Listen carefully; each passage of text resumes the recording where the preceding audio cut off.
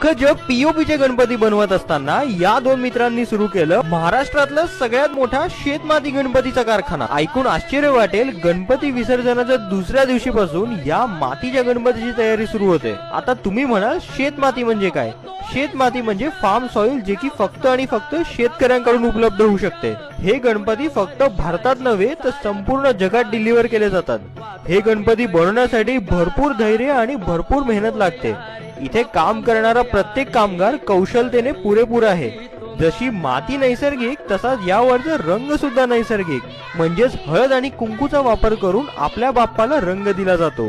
हे गणपती वृक्ष गजानन म्हणून ओळखले जातात, म्हणजेच त्याच मातीतून गणपती विसर्जनानंतर तुळशीचा बिया वापरून तुळशीची लागवड करता येते। तर एक विनंती अशी आहे, येणाऱ्या गणेश उत्सवाला बाप्पाचं आगमन करा पर्यावरणासोबत।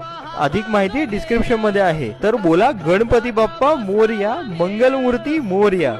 धन्यवाद।